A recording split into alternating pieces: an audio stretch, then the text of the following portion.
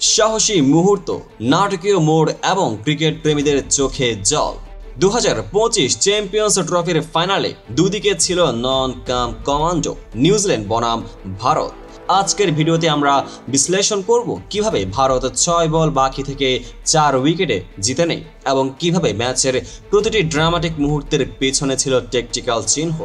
চলুন শুরু করি ক্রিকেট মহাকাব্যর গল্প। দুবাই ইন্টারন্যাশনাল ক্রিকেট স্টেডিয়ামে নিউজিল্যান্ড প্রথম ব্যাটিংয়ে শুরু করে 50 ওভারে 251 রান 7 উইকেটের বিনিময়ে সংগ্রহ করে। উইলিয়ম থেকে শুরু করে মাইকেল ব্রেসওয়েল পর্যন্ত খেলোয়াড়দের নানা প্রচেষ্টা দেখে মনে হলো তাদের লক্ষ্য ছিল একটা ভারী স্কোর। তবে ব্রেসওয়েলের শক্তিশালী প্রদর্শনী, যিনি 50 রান তাড়াতাড়ি করে দলের স্কোরকে এগিয়ে নিয়ে যান, তা ছিল ম্যাচের প্রথম চমক। দৃঢ়তা এবং ধৈর্যের খেলা। একদিকে ভারত 50 ওভারে 254 রান 6 উইকেটের বিনিময়ে সংগ্রহ করে ম্যাচে প্রবেশ করে।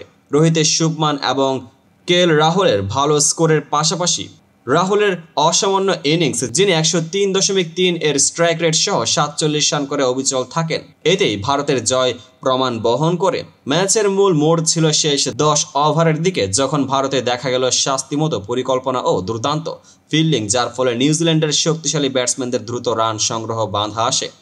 টেকটিক্যাল দিক থেকে দুই দলের পরিকল্পনায় ছিল স্পষ্ট পার্থক্য।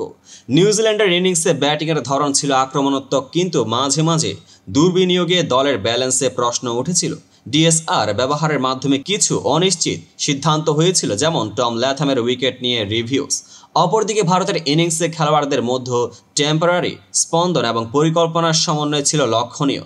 রোহিতের নিরবিচ্ছিন্ন প্রচেষ্টা এবং শুভমানের কৌশলগত খেলায় মাঠে স্পষ্টতা ফুটে ওঠে। এছাড়াও শেষ মুহূর্তে ক্লান্তি কাটিয়ে রাহুল ও জাডেজার ইনিংসে ছিল ম্যাচের টান, যেখানে ভারত 6 বল বাকি থেকেই জয়লাভ করে। বোলিংয়ের ক্ষেত্রে নিউজিল্যান্ডের শামি ও পান্ডের পারফরমেন্সে ছিল মজবুত, কিন্তু ভারতের জাডেজা এবং ব্রেসওয়েলের বিপরীতে ব্যালেন্স ঠিক ছিল না। এখানে আমরা দেখতেই পাই কিভাবে ট্যাকটিক্যাল পরিবর্তন ও মাঠের সঠিক সময়ে সঠিক সিদ্ধান্ত ম্যাচের দিকই ঘুরিয়ে দেয়। এই ম্যাচে তুলনা করা যায় দুই দলের খেলোয়াড়দের মনোভাব ও কৌশলের মধ্যে। নিউজিল্যান্ডের খেলোয়াড়রা ছিল আক্রমণাত্মক, কিন্তু কিছুক্ষণের জন্য অতি আত্মবিশ্বাসী হয়ে ওঠে, যা ক্রীড়া জগতে অতিরিক্ত আক্রমণ ক্ষতি নিশ্চিত মন্ত্রকে স্মরণ করায়। ভারতীয়রা ছিল একটু সাবধানে, কিন্তু কৌশলগতভাবে সঠিক সিদ্ধান্ত নেওয়ার মাধ্যমে ম্যাচকে তাদের পক্ষে বাঁধতে পেরেছে। এখানে একটা হাস্যরসের দিক হলো, যখন নিউজিল্যান্ডের ব্যাটসম্যানরা নিজেদেরকে খুব বেশি কুল মনে করছিল, তখন ভারতীয় বোলারদের গরম ব্যাটিংয়ের আগুনে ধীরে ধীরে তাদের আত্মবিশ্বাসে পুড়িয়ে গেল। যেমন ব্রেসওয়েলের দ্রুত ইনিংস ও ভারতীয় সেই মুহূর্তে তাদের টেকটিক্যাল পদক্ষেপ দেখিয়ে দিল সবকিছুই পরিকল্পনায় আছে। যেমন রোহিত শর্মার দ্রুত ইনিংস ও ভারতীয়রা সেই মুহূর্তে তাদের টেকটিক্যাল পদক্ষেপে দেখিয়ে দিল সবকিছুই পরিকল্পনায় আছে। এই মুহূর্তগুলো ক্রিকেট প্রেমীদের মনে লাফ জাম্প করার মতো উত্তেজনা এনে দেয়। ম্যাচের নাটকীয় মোড় আসে যখন ভারতের ইনিংসে ক্লাইম্যাক্স দেখা যায়।